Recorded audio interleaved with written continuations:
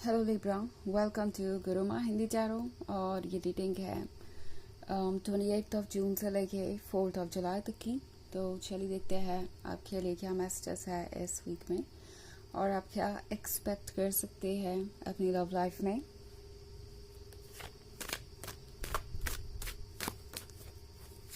Messages for Libra.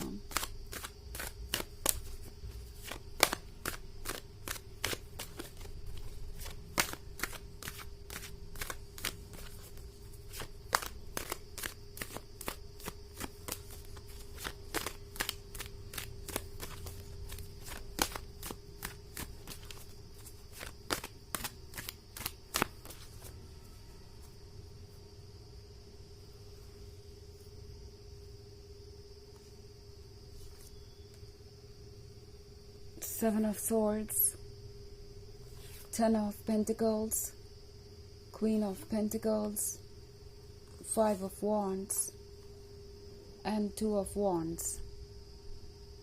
Okay. So हमारे पास है Queen of Pentacles. Queen of Pentacles है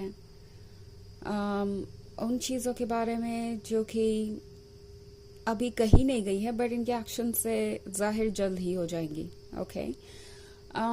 ये पर्सन है काफ़ी प्रैक्टिकल। ये पर्सन शायद ये सोच रहा है कि वो सारी चीज़ें अपने अकॉर्डिंग कर सकते हैं या उनको जो भी फेवर्स चाहिए होंगे वो सब आप पूरे करेंगे।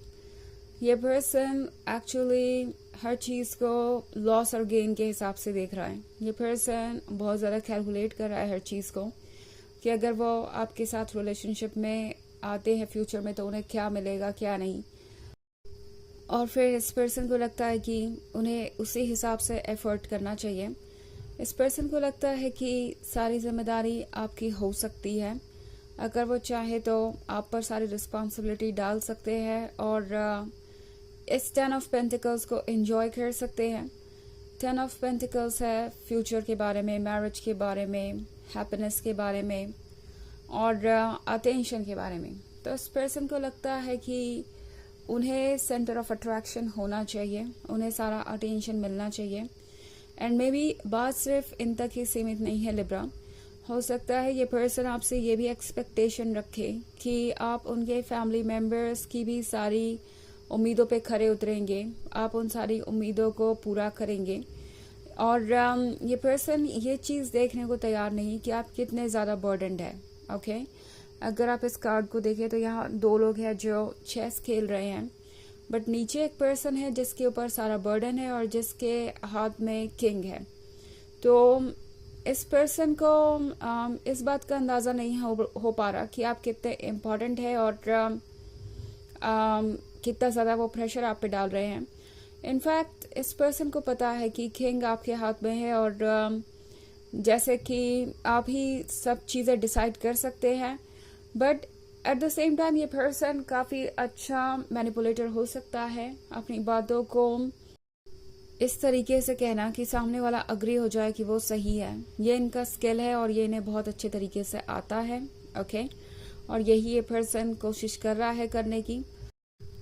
ऑल्सो हमारे पास है 7 ऑफ सॉर्ड्स। तो हो सकता है 7 ऑफ सॉर्ड्स के साथ ये पर्सन आपको इतना पुश कर दे कि आपको लगे कि अब आप और कैरी ऑन नहीं कर सकते इस रिलेशनशिप को।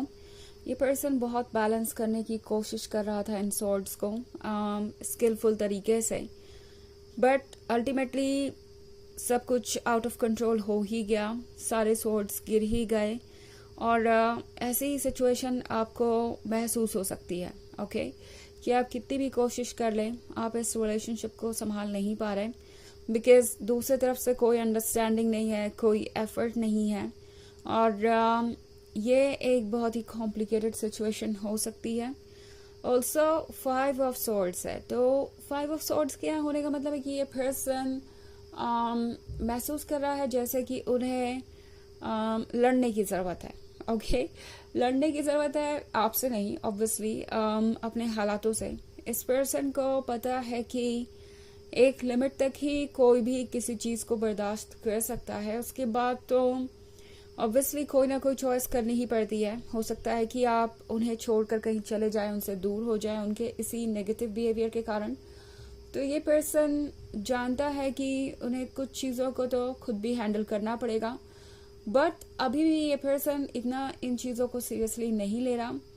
और 5 ऑफ वॉन्ड्स के यहाँ होने का मतलब है कि ये पर्सन ऑब्वियसली ये तो जान ही चुका है कि उनके क्या रिस्पॉन्सिबिलिटीज है। ऐसा नहीं है कि ये पर्सन समझता नहीं, या आपको बताना पड़ेगा।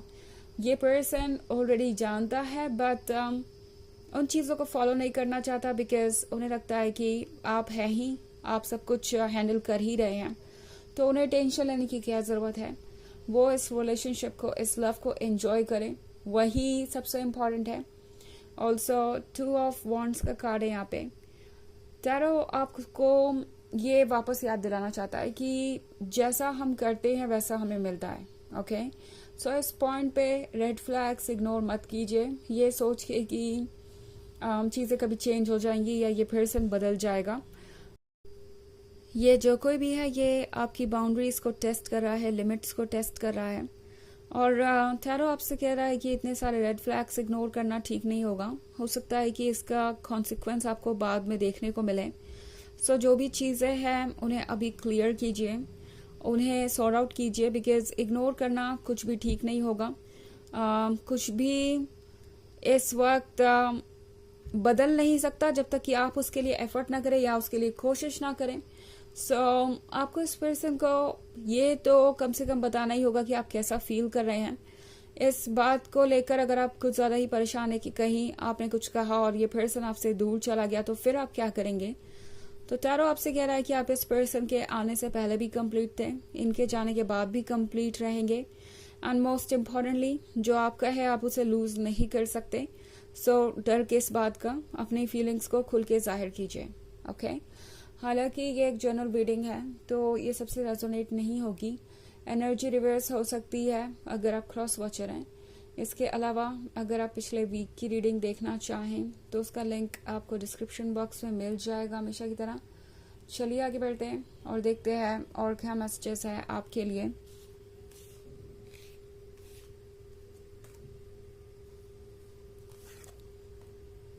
The star,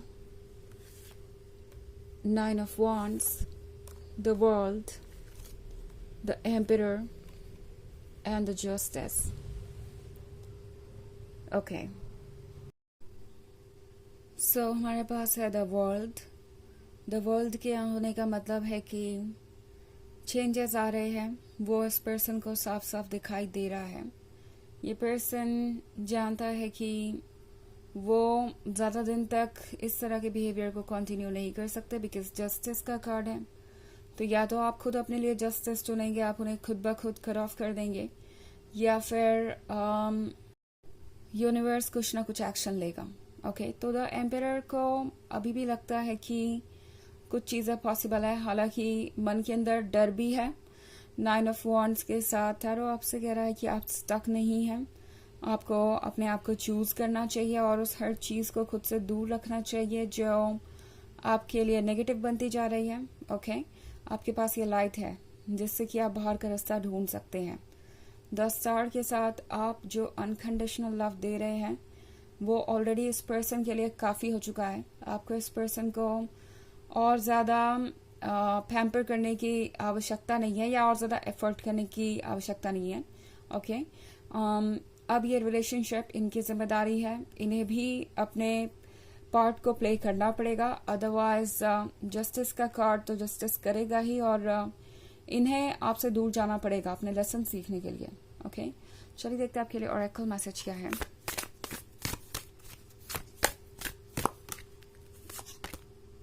death. तो डेथ का कार्ड आपसे कह रहा है कि जो कुछ भी एंड हो रहा है उसे एंड होने दीजिए, क्योंकि कुछ एंड होगा तभी कोई नई चीज़ उसकी जगह लेगी और कुछ नया स्टार्ट होगा। ओके, इस एंड से आपको घबराने की ज़रूरत नहीं है। तो ये है रीडिंग इस वीक की। आई होप आपको अच्छी लगी होगी। Thanks for watching. Till next video, bye.